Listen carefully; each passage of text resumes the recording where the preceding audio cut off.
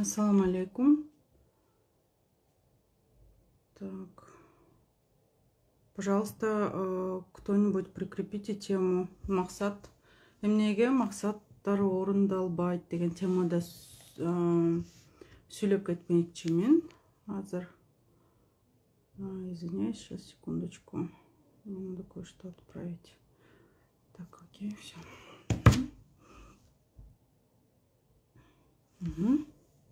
Ассаламу алейкум. Барыңарды орозуңур кабыл болсун, кырмагандар. Бүгүн бизде тема эмнеге максаттар орундалбайт деген темада сүйлөп кетейин деп чечтим. Бул как раз таки 1 майда боло турган. Так, бисмилля.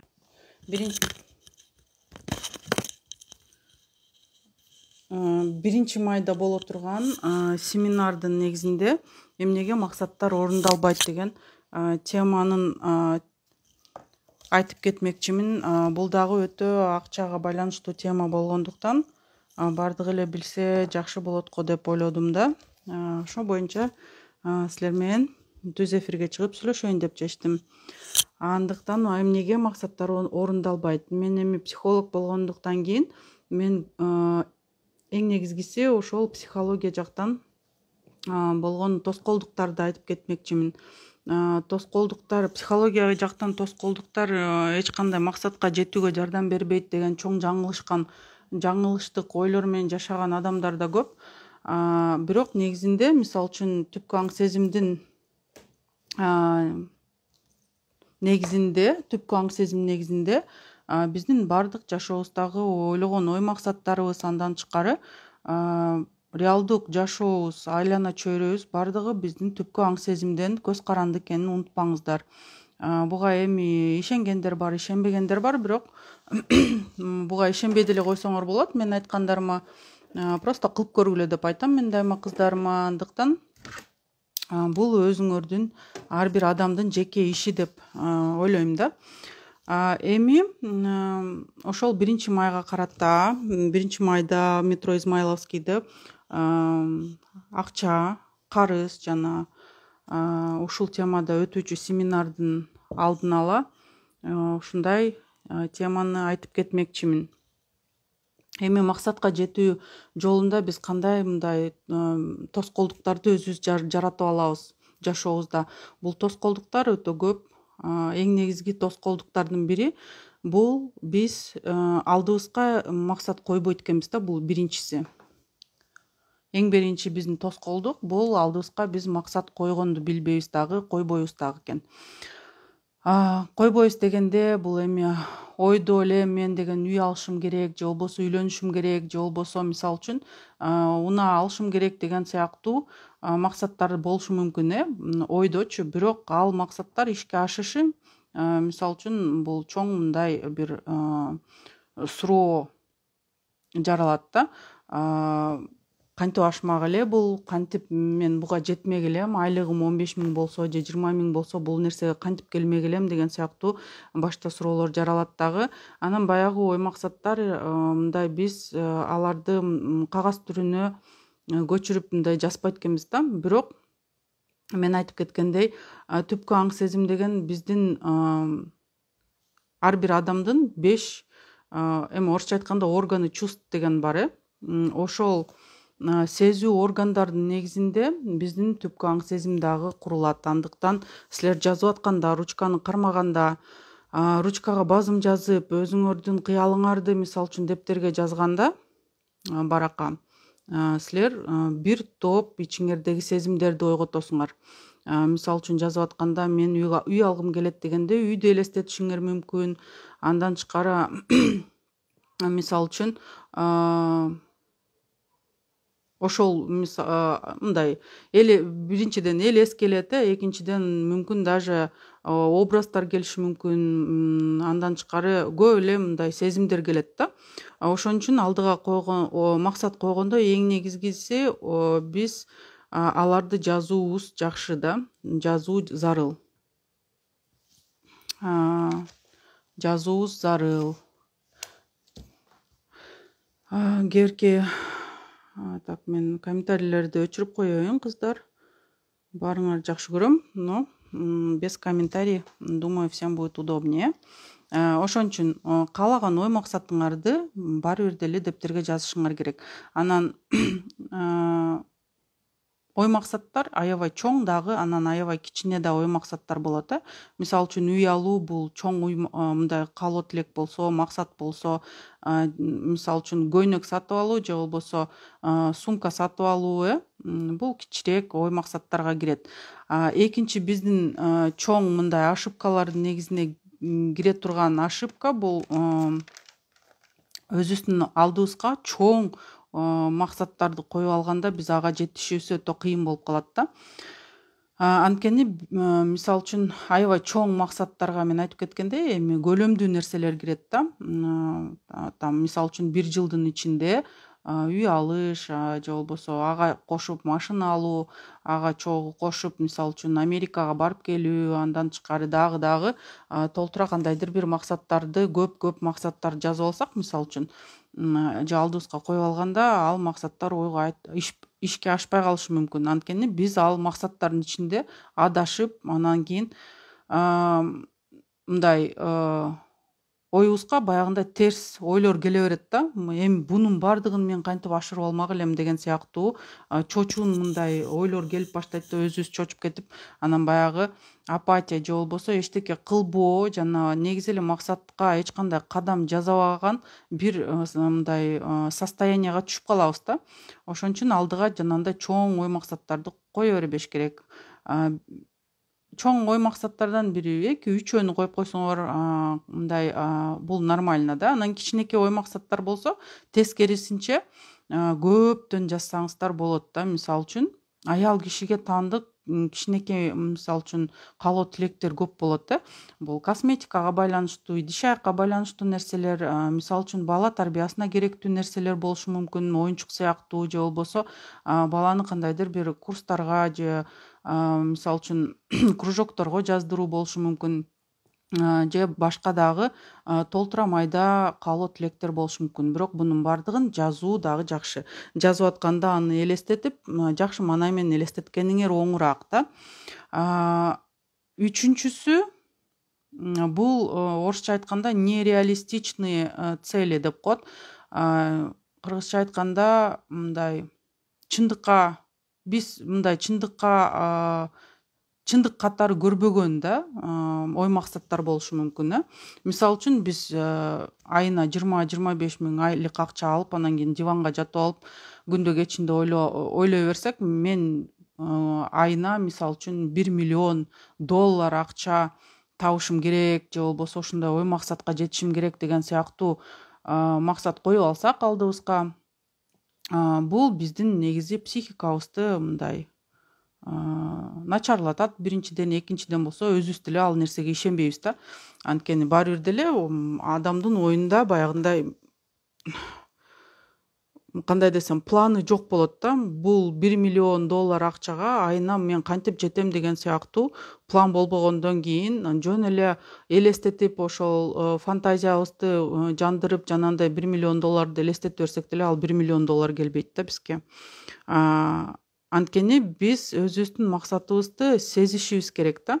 Андан тышкары биз эмненин артынан мисалы үчүн миллион долларга жеткенибизди мындай элестетишибиз керек да. Анан силер 1 миллион долларды негизи өзүңөр элестете албагандан кийин ал жашоого деле келиши кыйын болуп калат да.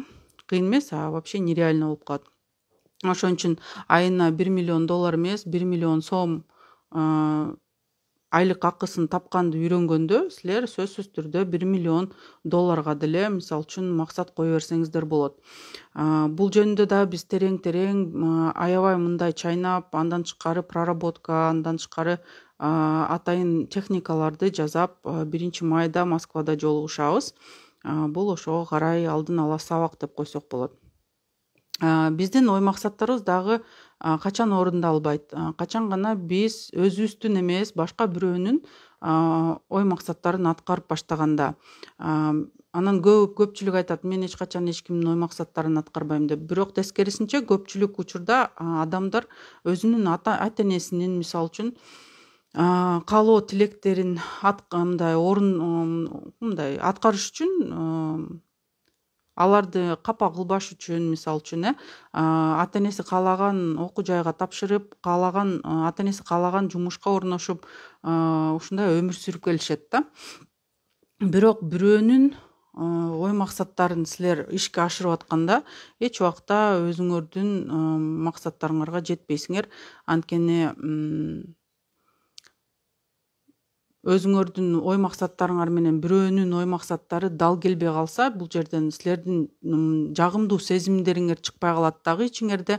Анан баягы кандай десем, силерге бул мындай өтө эле кызык болбойт, өтө эле керектүү нерседей көрүнбөйт, өтө эле мындай жагымдуу нерседей көрүнбөйт дагы, ал жакка мындай жеткиңер деле келбей калат да ал нерсегечи. Анан көпчүлүк ой максаттар мисалы үчүн чөйрө менен дагы бизге байланып калат. Бул блогерлердин мисалы үчүн жумушу болушу мүмкүн, же болбосо эми белгилүү атактуу адамдардын жашоо турмушунан алынган мисалы үчүн кандайдыр бир ой максаттар болушу мүмкүн. Эми биз көпчүлүк учурда инстаграмды чукулап отурбайбызбы, же болбосо башка соц тармактарында отурабыз, анан кийин баягы белгилүү адамдар алар болсо ушундайга жетиптир, анда мен да ушундай кылышым керек дейт да, мен да блогер болушум керек деп. Бирок чындыгында ичинде мүмкүн бул адам блогер болгусу деле келбейт, ичинде мүмкүн ал жазуучу болгусу келет, мүмкүн ал ичинде мисалы үчүн курулуш компанияларда иштегиси келет, же болбосо банкир болушу мүмкүндүр, же болбосо кандайдыр бир дизайнерлик жактан, же болбосо шириндик, кондитерский мындай изделияларды жасай турган жакта иштегиси келеттир. Бирок бул мода деп мисалы үчүн чөйрөнүн агымында кете бергенде биз ошол башка бирөөнүн ой максаттарын аткарган болуп калабыз дагы, өзүбүздүкүнө жетпей калабыз. Андан тышкары ой максаттарга дагы эмне тоскоолдук кылат, бул биздин орусча айтканда перфекционизм деп коет. Бул кандайдыр бир жумушту идеалдуу жасоо. Мисалы үчүн силер бизнес ачканда, мисалы үчүн ошол эле торт жасайм деп кандайдыр бир кондитерский бир мындай цех ачам дейсиңер, анан кийин мисалы үчүн силерде даже помещение деле бардыр, бир жакшынакай комната бар, бирок силер болсо отуруп алып мисалы үчүн ойлоносуңар, жок мен буга деген сөзсүз түрдө бир чоң печка алышым керек, мен бул үчүн сөзсүз түрдө мисалы үчүн мындай ошол тортторду туура жасай турган технолог алышым керек, мен бул үчүн сөзсүз түрдө инстаграм жана башка соц тармактарды мындай раскрутка кылыш үчүн көп акча салышым керек, андан тышкары торттун түрлөрүн билбейм деген сыяктуу баягы бир жумушту идеалдаштырганга аракет кылуу, бул ошол перфекционизмге кирет да. Анан кийин бунун баарын ойлой берип адам дагы эчтеке кылгысы келбей калат дагы, аягында баягы пустой помещениясы цех кыла турган ошо ойдон пустой кала берет да. Ошон үчүн кичинеден баштай берсеңиздер, силер бир торттун, эки торттун түрүн билсеңиздер, ошону жакшынакай кылып даярдаганды үйрөнсөңүздөр, андан тышкары үйдө турган эле мисалы үчүн печка менен эле жасап жүргөн болсоңуздар, ошо менен эле баштай берсеңиздер болот да. Анан биринчи там сразу эле биз ойлойт экенбиз да, ошентип чоң кылып ачып, ИПларды ачып, мисалы үчүн эле Кыргызстанда мисалы үчүн бул ИП эмес, частное предпринимательство деп коет, ЧП. Москвада или Россияда ИП деп коет, индивидуальное предпринимательство, документтер чогултуп ушинтип ачып бир мындай кадам таштайбыз да бул жака. Анан эле карасаң акча жетишпей, баягы цех дагы жакшы мындай өркүндөп өспөй да калат да. Бунун бардыгы баягы перфекционизм же болбосо идеалдаштырууга биз баш отубуз менен кирип кеткенде болуп кетет. Ошон үчүн кичинекей нерседен эле баштай бергиле. Биринчиден бардыгы дүйнөдө идеалдуу боло бербейт, адам деле идеалдуу эмес да.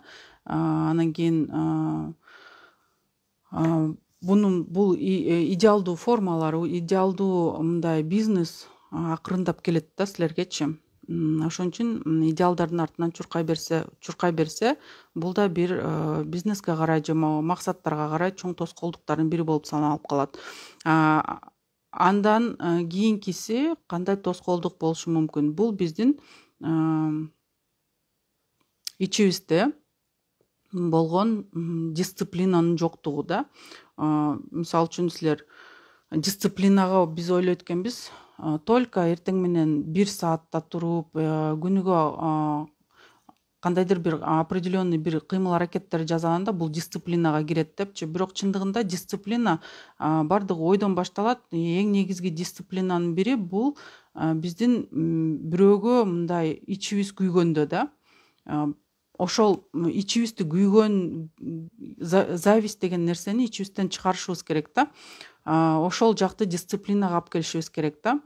Анан көпчүлүгү сурайт, эми зависть же болбосо ичи ачышып, ичи күйгөндүк бул чоң тоскоолдук боло бермек беле максатка карай деп мындай суроо беришет да көпчүлүгү. Бирок мен силерге айтып кетерим, ооба, өтө чоң тоскоолдуктардын бири бул ошол ичиңердин күйгөндүгү да башка бирөөгө. Эмнеге? Анткени биздин аң сезимибиз дагы өзүнчө бир ойлорго келет экен да. Мисалы үчүн мен дайыма айтам, мындай пример катары, силердин курбуңар квартира алды деп коелу, үй, же машина алды. Анан силерге мындай сүйүнчүлөп чакырып, мен сага ушинтип сүйүнчү, мен үйлүү болдум же болбосо машина сатып алдым десеңер, силер ичиңер мындай сыртыңардан күлүп, ооба, сонун болгон турбайбы деп аны мисалы үчүн биз поздравлять этебиз, бирок ичибиз күйүп турат да, ачышып, баягындай кызыктай бир сезимдер боло берет да ичибиздечи, түшүнүксүз. Ушу эчтеке кылбай эле ушинтип өзүнө ар кандай нерселерди ала берет экен да. Бул мен деле алсам болбойт беле, мен деле ушул нерсеге эмнеге жете албайм деген сыяктуу баягы ичибиз күйүп, анан кийин сыртыбыздан күлүп кете беребиз да. Бул ойлордун негизинде ички органдардын процесстери кандай жүрүп баштайт?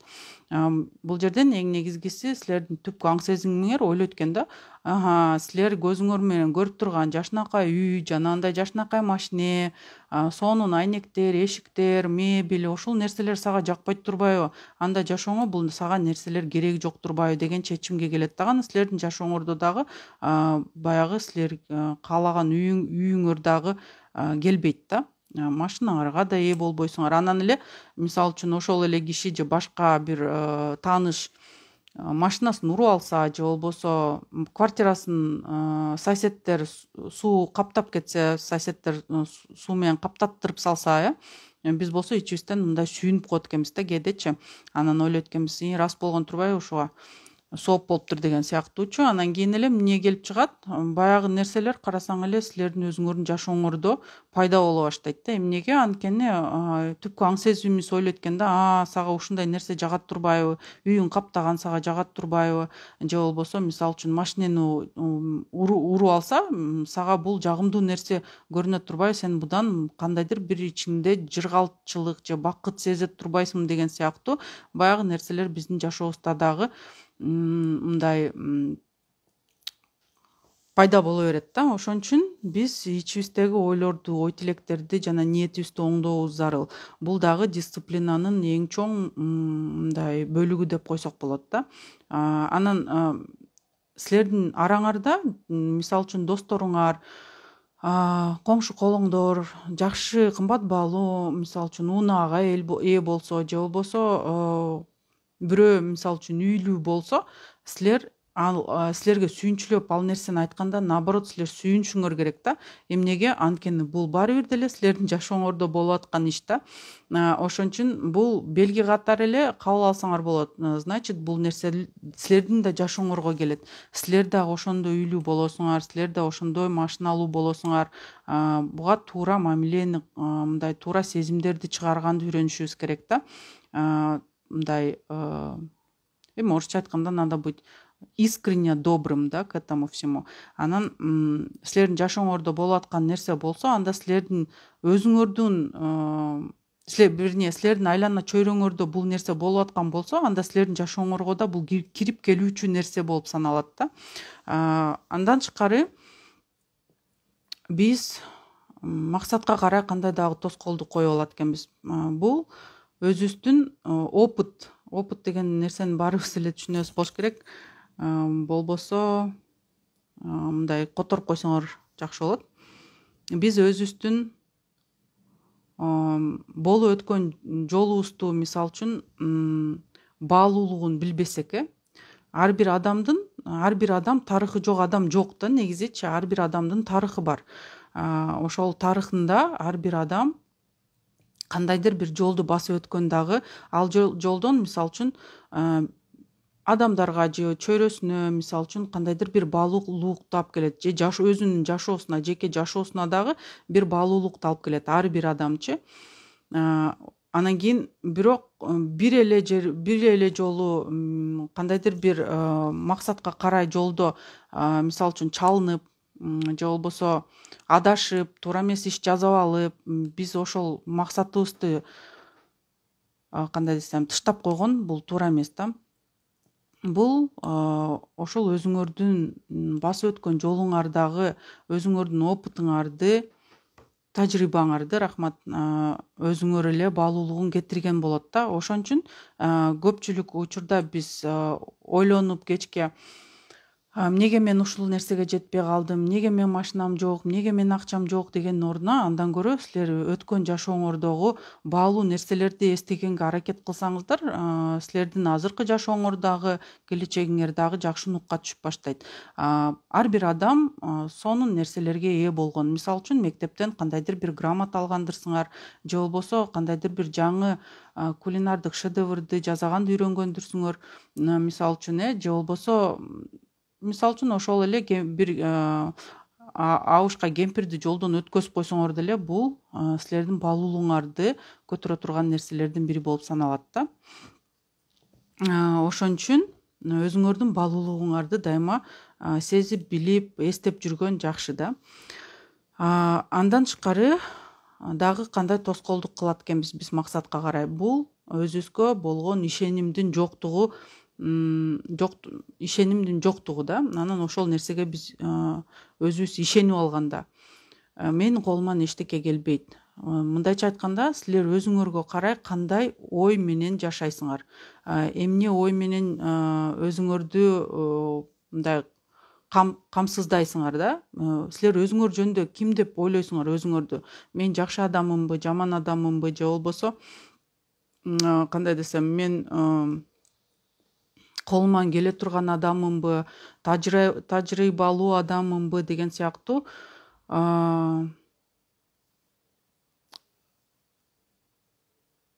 ойлордун негизинде силердин өзүңөр дагы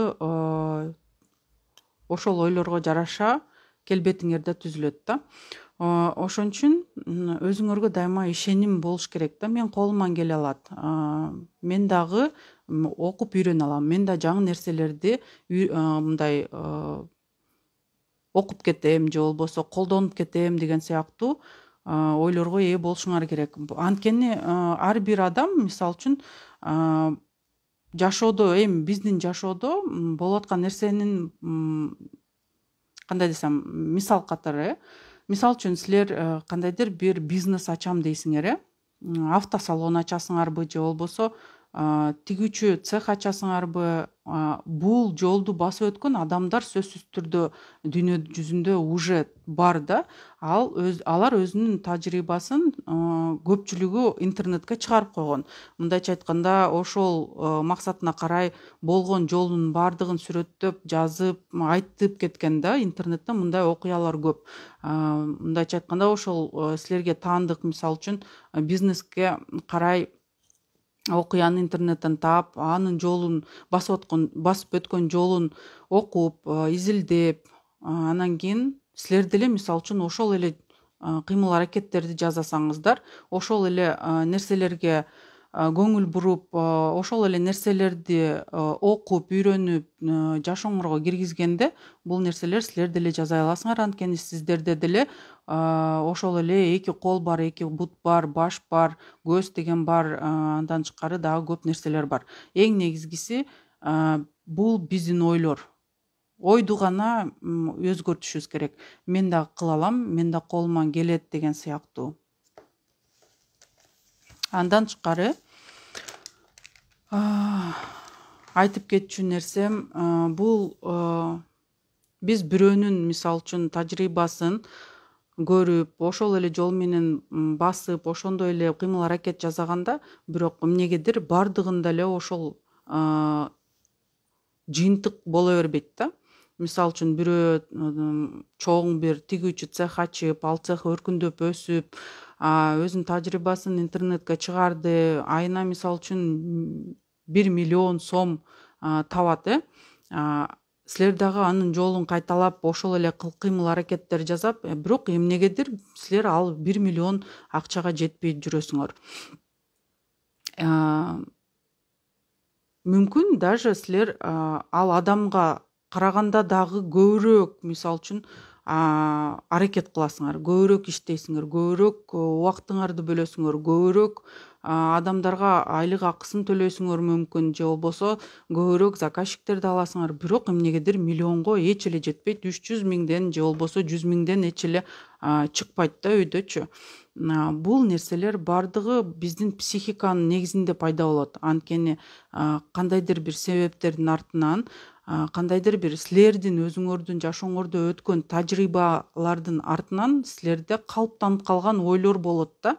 Мисалы үчүн акчадан коркуу, же болбосо акча мен кедей болуп калам деген сыяктуу коркуу сезимдер жашашы мүмкүн. Андан тышкары мүмкүн силердин жашооңордо атаңарга болгон чоң таарынычыңар болушу мүмкүн. Мен кыздарыма дайыма айтам, биз ата энебизге дайыма адилеттүү жана мындай жакшы мамиле жасашыбыз керек. Бул аябай жакшы. Бирок эң негизгиси ата энеге болгон сезимдер керек да. Бул акча менен кандай байланышы бар деп ойлошуңар мүмкүн, бирок силердин ичиңерде ата энеңерге болгон тааныч сезимдер жашооңорго өтө чоң залакасын алып келет. Мисалы, атага болгон таарынычтар көпчүлүк учурда адамдардын акчасына болгон мындай чоң тоскоолдуктарды алып келет. Апага болгон таарынычтардын негизинде көп үй бүлөлөр бактысыз болушат да. Мындайча айтканда, үй бүлө ичинде эч кандай бактылуулук мындай жок, түшүнбөстүктөр көп болот. Ошон үчүн ата энеге аябай урматтап сыйлагандан дагы ички дүйнөбүз менен, ички сезимдерибиз менен туура сезгенди үйрөнүшүбүз керек. Бунун бардыгы силердин максаттарыңарга чоң таасирин этчү нерселер. Бунун бардыгындагы 1 майда метро Измайловскийде мен 3 саат катары сүйлөп атам. Анан кээ биркилер айтат да, 3 саат эмнени сүйлөйсүң депчи. Мен бияктан отуруп алып 3 саат жетишпей калсамчы, 3 саат жетпей калсачы деп мындай переживаю, сарсана болуп. Анан кийин кыздар айтат, эми убакыт жетпей калса анда дагы улантабыз да, узартабыз да убакытты. Ага эмне переживаешь, биз бияктан сен 3 саат эмнени жалгыз сүйлөсүң деп аны ойлонуп атсак, сен тескерисинче ойлоносуң деп. Көрдүңөрбү, негизи максатка карай жол жана акча, карыз маселелери бул биздин жашоонун чоң бир көйгөйлөрүнүн бири болуп саналат. Анткени силердин акчаңар болгондо, мисалы үчүн садаганы да көбүрөөк бересиңер. Силердин акчаңар болгондо Меккеге барганга дагы, мисалы үчүн силердин мүмкүнчүлүгүңөр болот, ата энеңерди жөнөтсөңөр болот. Бул биздин акчага болгон туура көз караш, акчага болгон туура сезимдер, акчага болгон туура ой жүгүртүү. Бул өтө маанилүү нерселер да. Бул маанилүү нерселердин негизинде биздин жашообуздун чоң көйгөйлөрү дагы чечилет да.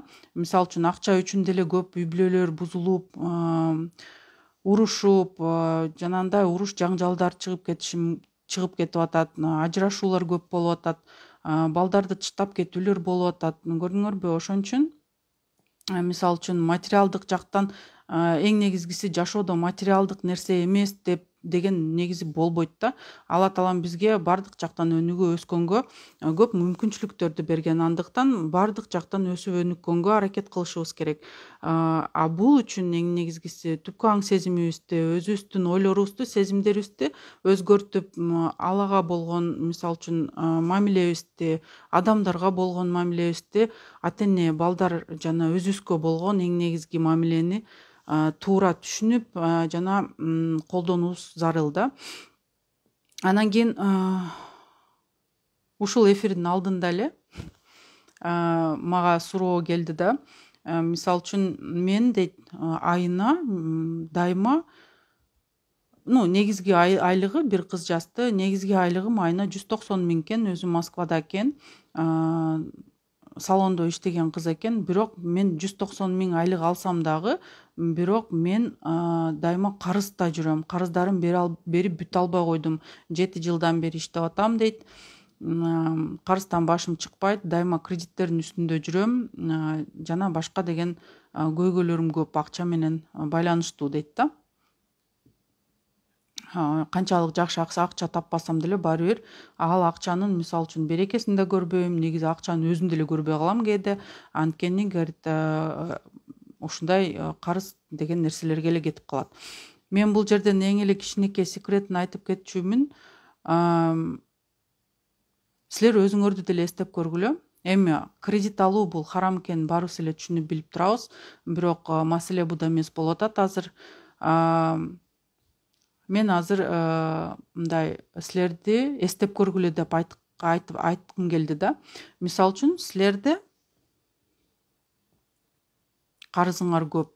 Карыз көп адамдар, эми көп болбосо деле 1-2 карызы барлар, силер кандай сезимдерди сезесиңер?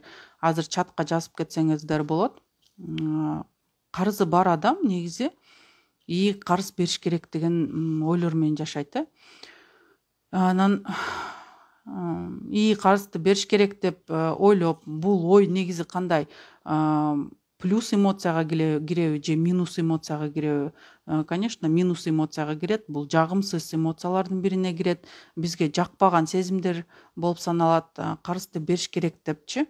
Мисалы үчүн, анан кийин адам жакшы эле айлык табат, ушул кыздай болуп, мисалы үчүн 190 000 табыш бул жакшы эле айлык деп эсептейм.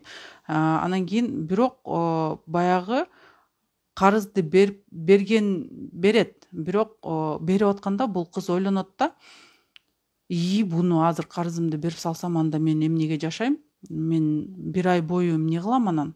Акчаны каяктан алам? Кантип оокат кылам? Кыздар менен мисалы үчүн конокко чакырып калсачы, той башып алып кетсечи бирөөнүн, же болбосо көйнөк алышым керек болуп калсачы, же болбосо башка нерсеге каражатым жетпей калсачы, мен карызды берип койсом өзүмө калбай калат да деген ойдун негизинде биз баягы карызды дагы бере албайт экенбиз дагы. Анан кийин ал карызды берсек деле баары бир деле үстүнө карыз ала берет экенбиз да. Мындай көйгөйлөр өтө көп да бизде негизи. Ошон үчүн 1 майда убактыңар болсо, сөзсүз түрдө семинарга келип катышып кеткиле. 3 сааттын ичинде силер өзүңөрдүн жашооңордо болгон акча тууралуу, карыз тууралуу көп көйгөйлөрдү мисалы үчүн жеңип кетесиңер. Жеңип кетесиңер деген туура эмес сөз, бирок чечип аласыңар да. Анткени ойдун негизинде эле канча деген нерселер өзгөрүлүп атат. Азыр эмне деп жаздыңар? Мен өзүм аябай толукмун, арыктай албай келем. Сулуу арык кыздарды көргөндө жиндене берем. Мындай көрүнүш дагы болот. Ооба. Негизичи кыздар аял киши арыктайм деп баштаганда эле карасаңар, анан баягы күйөөсү ойноп кетет да. Анткени аял киши өзүн толугу менен кабыл албайт. Өзү кандай болсо ошол ойдон кабыл албайт да. Анан кийин карасаң эле баягы күйөөсү ошондой арык кыздарды карап, же болбосо ошондой ойнош күтүп кетишет да көбүнчөсү. Бул ойдун негизинде боло турган иш. силер өзүңөрдү кабыл алып бактылуу болуп жыргап жүргөндө, мисалы үчүн күлүп өзүңөрдү сүйүп жүргөндө, мисалы үчүн силердин деле мисалы үчүн күйөөңөр эч кандай арык кыздарды карабай эле жашынакай жүрө берет. Ошон үчүн өзүңөрдү кандай болсоңор ошондой кабыл алгыла. Мисалы үчүн мен деле арык эмесмин. Бирок мен проработка жасап жакында мурун деле жасагам. Мен негизи бир жылдары 96 килограмм болуп кеткем. Анан кийин проработка ойдун негизинде арыктагам. Анда мен түпкү аң сезимимде калыптанып калган ой калып калган экен. Мен арыктап кетсем, анда өзүмдүн чоң апамды мындай кандай десем предавать этип коем деген ой жашачу экен да ичимдечи. Бирок чындыгында ошентип ойлонгом. Мен чоң апам өзү чоң аял болгон, карача элинен. Анан кийин мен да аябай ошол чоң апама аябай окшошмун. Анан жакшы көрчүм. И арыктап кетсем, анда чоң апамдын мындай я ее предам деген ичимде ой жашачу экен да. Ошон үчүн арыктай албай эле жүргөн экем да. Ошон үчүн силердин ичиңерде да кандайдыр бир калыптанып калган ой бар. Андан арылсаңыздар, силерге арыкташ деле оңой болуп калат да. Андан кийин мисалы үчүн жакында эле мен проработка жасадым. Түпкү аң сезимге кирип, бул подсознание деп айтылат. Киргенде менде эме чыкты.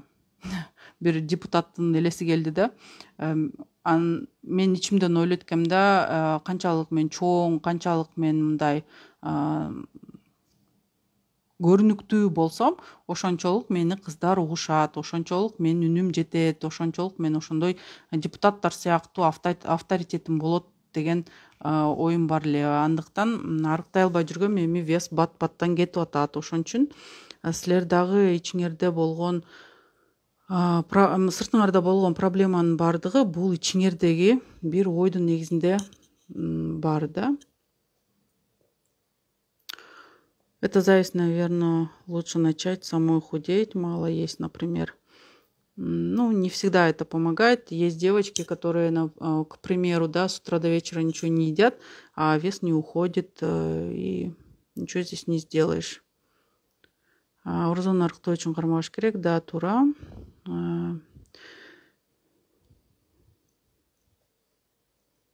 Так, менде капырларга жиним келет, күйүп кеттим. Кээде себеп ишчилердин баары мусулмандар да анан акчасын бербей жадатышат, ошону жоготуш керек экен да, бизге да пайда болуш үчүн. Так, суроо не знаю, не поняла. Ата-энебизге болгон мурунку таарынычты жоготуш үчүн эмне кылыш керек? Бирок азыр турмушту көрүп таарынычым жок азыркы убакта. Мындай да кыздар, атага болгон таарыныч көпчүлүк учурда негизи биз өзүбүз ойлоп таап алат экенбиз да. Мындай эмнеге? Анткени аял киши негизи атага өтө бекем мындай байланган болот, жакыныраак болот десек болот. Кичинекей кыздарды деле карасаңар, алар атасына жакыныраак болушат. Эркектер апасына жакыныраак болушат. Бунун негизинде кээ бирки эми үй бүлөлөр ар кандай чоңойгондо биз атага болгон таарынычты ойлоп көрөлү. Мисалы үчүн кантип түшүндүрүп берсем экен?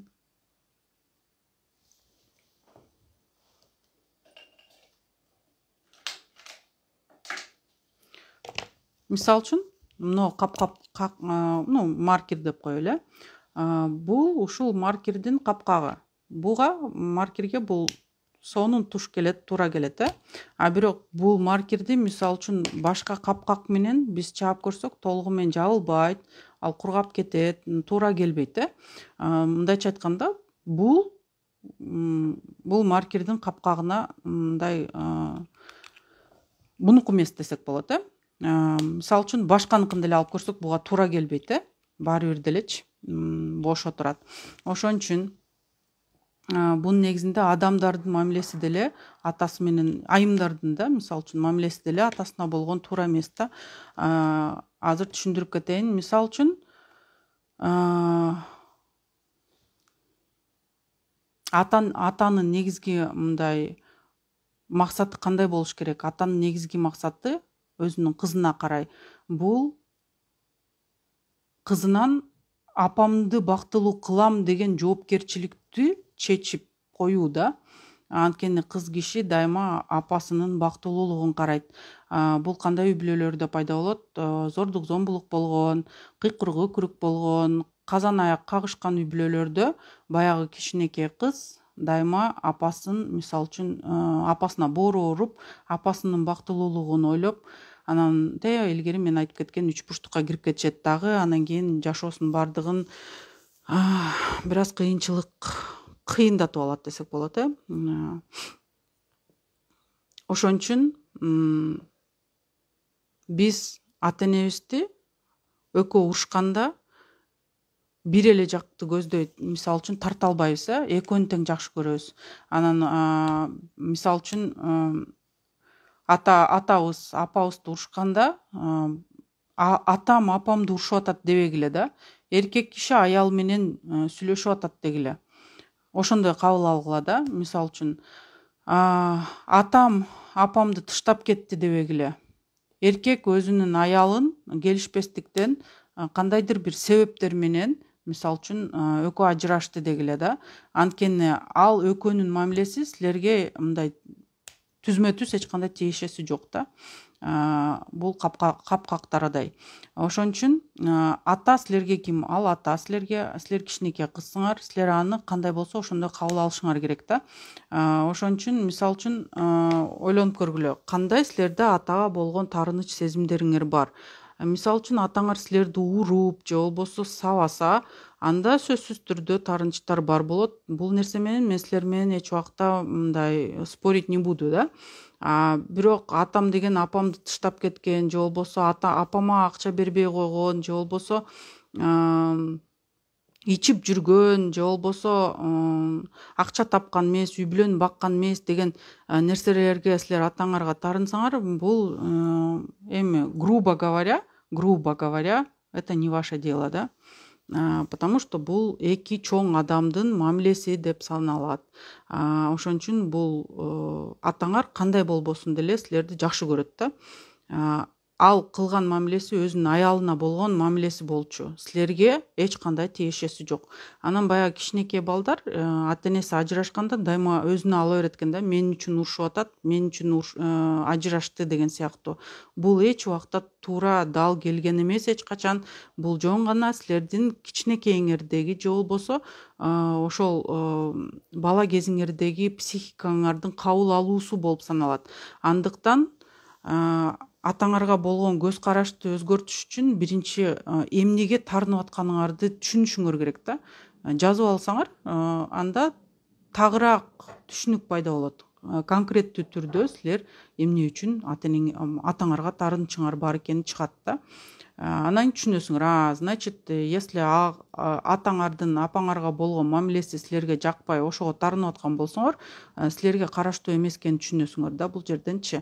Если силерге тиешелүү болсо, анда ал таарынч сезимдерди эми психотерапевтке же болбосо көбүрөөк дуа окуп, таарынч сезимдерден айылсаңыздар болот. Бул оңой эле нерселер.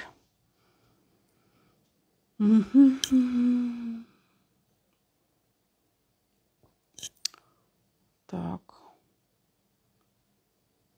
Ал тема жете эле окшойм. Студентмин, билеттер сатылып баштады.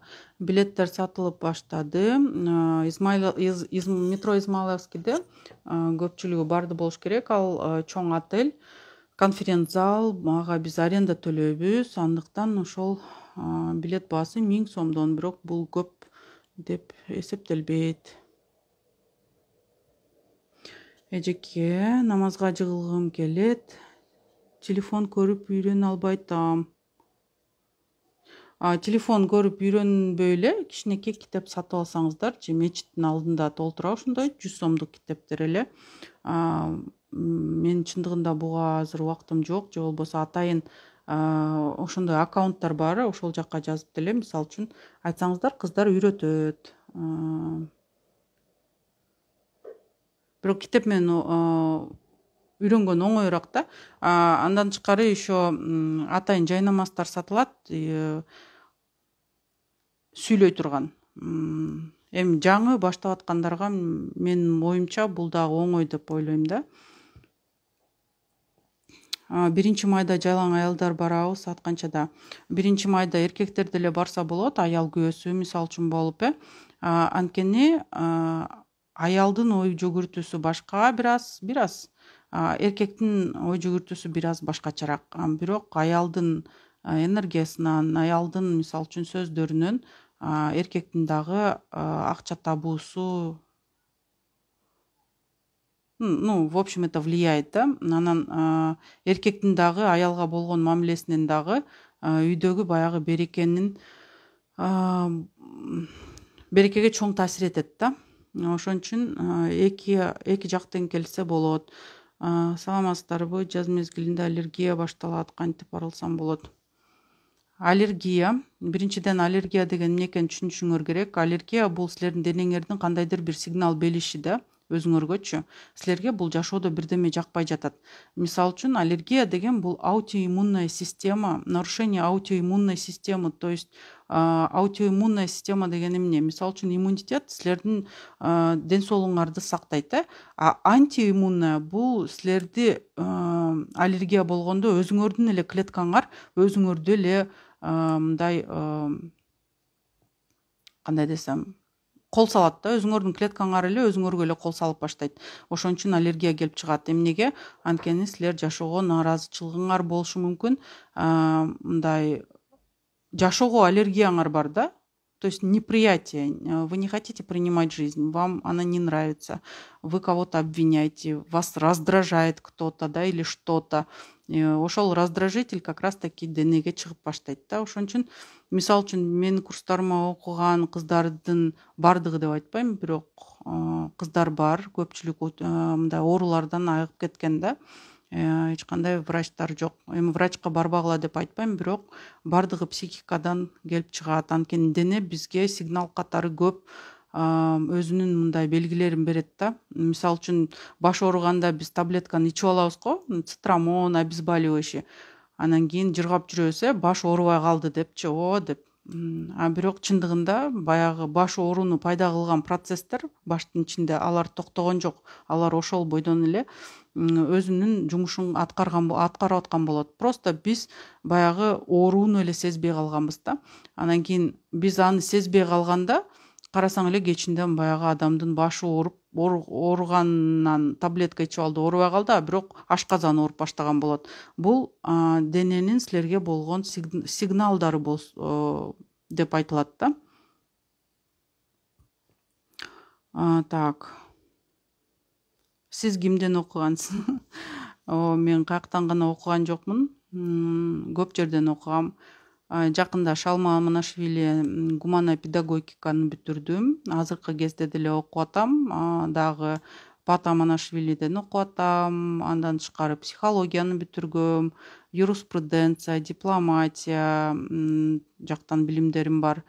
Андан тышкары дизайнер.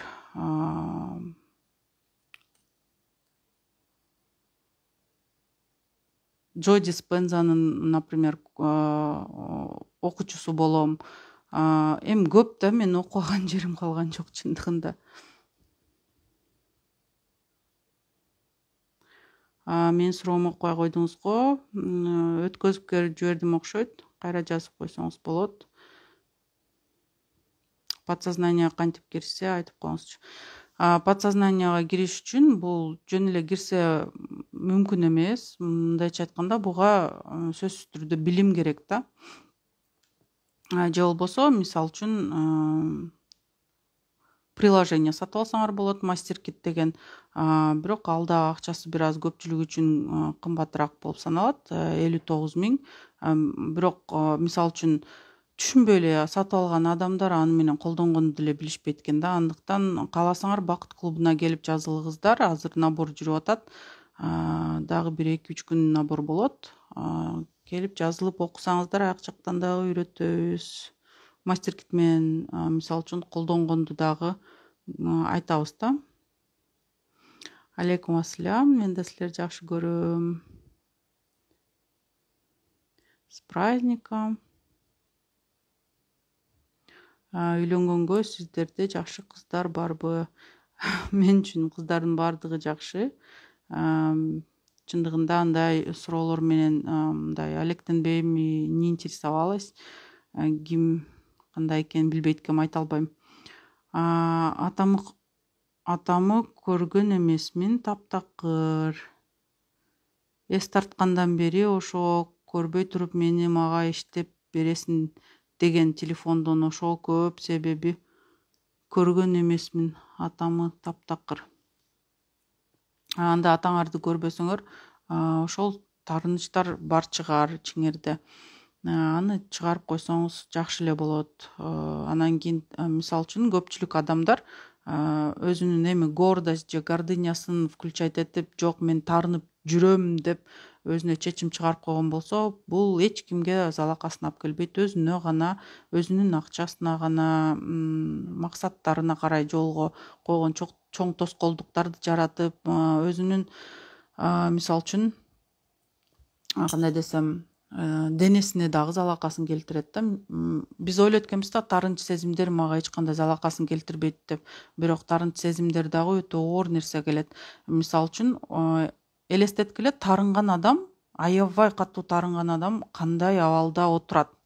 Көбүнчөсү жаздыкты ичине мындай басып алып, анан кийин кыйкырып ыйлагысы келип, ушундай бир кызыктай эле десек болот, позада отурат. Эмнеге ал ичин ошончолук коргоп, ошончолук жана жаздык менен кучактап отурат. Анткени эң чоң мындай все удары, можно сказать, тяжелые попадают на внутренние органы. Силердин таарынч сезимдериңер силердин өзүңөрдүн эле органдарыңарга залакасын келтирет. Андыктан бессознательно биз баягы ойлонбой эле просто сезет экенбиз да, ошондой залакасын келтирип атканычы денебизге. Анан өзүбүздүн органдарыбызды сактап калганга аракет кылгандай болуп, баягы жастыкты кучактап алып анан ыйлайт экенбиз да. Ошон үчүн таарынбай эле өзүңөргө чечим чыгаргыла. Эң жакшы нерсе да чечим чыгарышчы. Мен таарынбайм болду деген сыяктуу чечим чыгарып койсоңор сонун. Алейкум ассалам ва рахматуллахи ва баракатух. Гусулду кайсыл убакытка чейин алса болот? Адепсиз суроому кечирим сурайм. Бул адепсиз суроого кирбейт, сопсон эле суроо. Гусулду мисалы үчүн айыз келгенден кийин алсаңыздар болот, же болбосо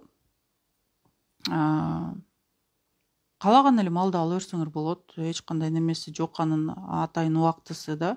Анан бүгүн дагы Мерим устаза менен сонун суроо жооп эфир өттү. Как раз таки ушул гусул, андан тышкары баягы орозо маалында болгон мисалы үчүн бир маселелер боюнча, ыкмалар боюнча көп суроо жооптор болду да, суроолорго жооп болду. Ошол эфирди көрүп койсоңор, ушул эфирге чейин эле болду да, жаңы эле. Аяктан көп маалымат аласыздар. Сонун жооп берип кеткен. Эмне жөнүндө болуп жатат? 1 май күн. 1 май күн акча карыз боюнча чоң семинар болот Москвада.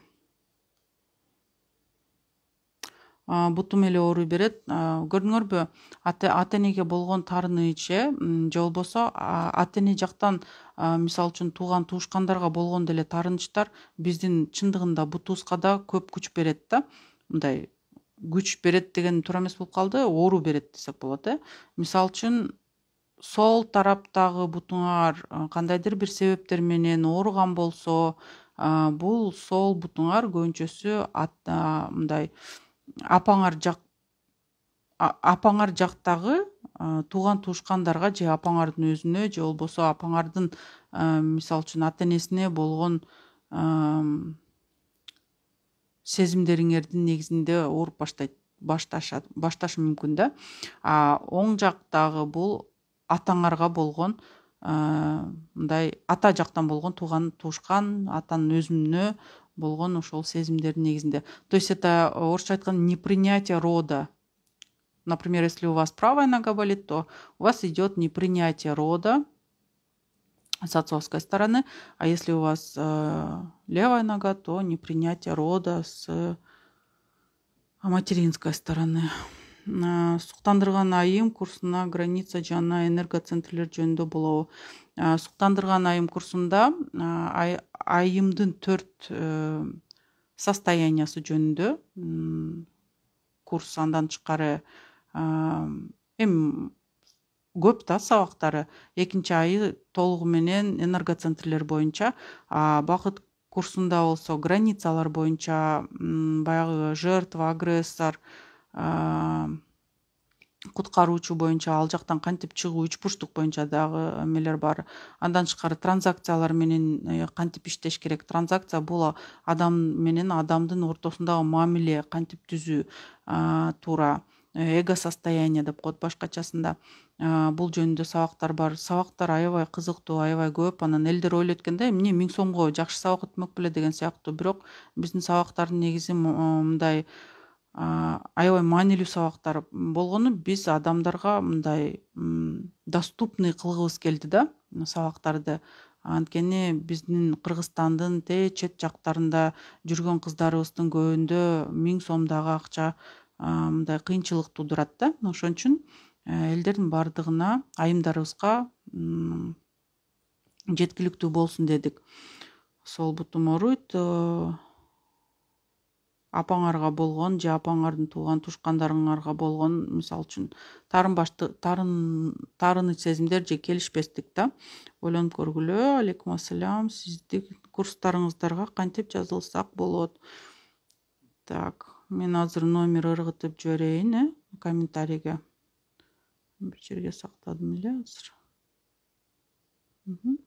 Ушу Фатима деген биздин модератор. Ушу кызга жазсаңыздар, ал силерди каттайт.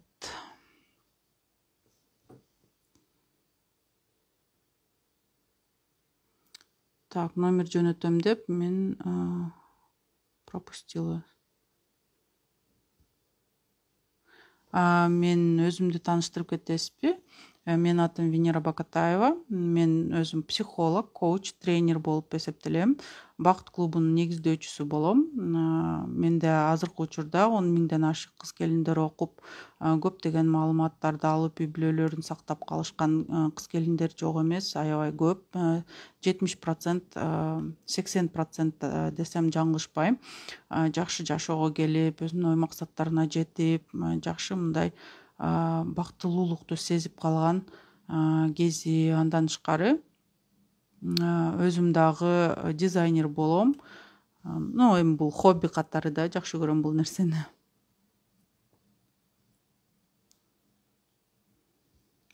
Венереже, кандай китеп сунуштайт элеңиз?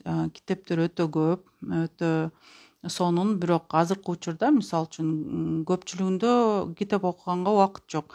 Андыктан аудио книгаларды алсаңыздар, угуп жүрө бересиңер. Сонун нерсе, аябай мындай ыңгайлуу. Бул үчүн приложение эле Play Market'тен жүктөп алып туруп эле калаган китепти уга бересиңер. Мисалы үчүн азыркы учурда кыргызча китептерди чындыгында айта албайм. Мен кыргызча жакшыраак мындай сүйлөгөндө эми эле бир аз үйрөнүп калдым. Ошондо деле азыр түшүнүп атам, тантырап атканымды. Керки сөздөрдү унутуп калам кыргызчасын, но аракетим жакшы. Бир жыл мурун совсем сүйлөөчү эмесмин. Андан тышкары китеп кайсы? Мен орусча китептерди силерге айта алам. Джо Диспенза «Подсознание» деген китептери боюнча көп маалымат алып окусаңыздар болот. Мага аябай Джон Кехан китептери жагат. Эми Брайан Трейси бул бизнес менен байланышкан китептер. Андан тышкары мисалы үчүн ой жүгүртүү боюнча кандай гана китеп болбосун, авторун карап жана ага отзывдарды окуп туруп, анан кийин окусаңыздар аябай жакшы да. Мен мисалы үчүн отзывдарга көп маани берем. Китептин атын жазып эле Google'га отзывы деп жазсаңар, ошол жактан отзывдарын окуп көрөсүңөр, анан тандап алсаңар болот. Алейкум ассалам. Так, жаман ситуация эмнеден жашоого келе берет? Негизи жашоодо жаман жакшы ситуация болбойт. Мисалы үчүн мен азыркы учурда мен братишкам, мындайча айтканда, үкөм да. Коронавирус болуп ооруп больницада жатат. Апамдын жүрөгүнөн 3 диагноз менен чыккан. Проработканын негизинде 3 диагнозу бул стенокардия, ишемия, анан порок сердца болуп чыккан. 2 больницадан такталып чыкты. Подсознание менен иштегенден кийин азыр порок сердца деген диагнозу чечилди. Азыр альхамдулилля үйдө. Буну менен мен 3 күн иштедим. Андан тышкары мен азыр өзүмдүн сиңдим бар. Сиңдим баласы менен дагы азыр ооруп атат. Бул кандай жаман ситуация деп айта аласыңарбы же жакшы ситуация деп айта аласыңарбы? Көпчүлүгү бул жаман ситуация деп айтышат да. Бирок кандай гана акыбал болбосун, бул акыбалдар кандайдыр бир себептер менен биз чындыгында өзүбүз ниетке чейин кетип калган ой же башкача айтканда фикр деген мусулмандарда, исламда бар фикр деген бир понятие. Бунун негизинде кетип калган, ниетке чейин кетип калган ойдун негизинде түзүлүп калган окуя болуп саналат. Ошон үчүн жаман жакшы ситуациялар жок. Бардыгы кандайдыр бир себептер менен келген да. Үй бүлөдө чек болуш керекпи? Жубайларда сөзсүз түрдө чек ара деген бардык жерде болот. Салем с Астрахани. Салам алейкум. Ассалам алейкум, Астрахань. Привет, привет. Кто по нации? Я киргизка. У меня просто бабушка карачайка на Карачаево-Черкесии. Так, ассалам алейкум.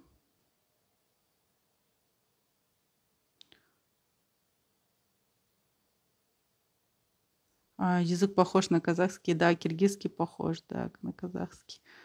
Алейкум ассалям.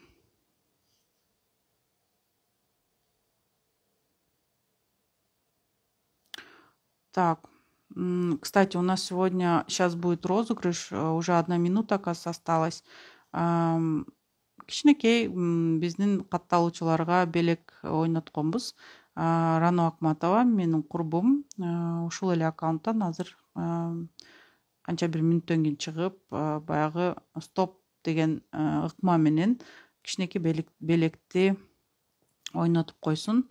Уже бул экинчи телефонго жазып атат. Барыңарга ассалам алейкум, жакшы калыңыздар. Эфирден көрүшкөнчө.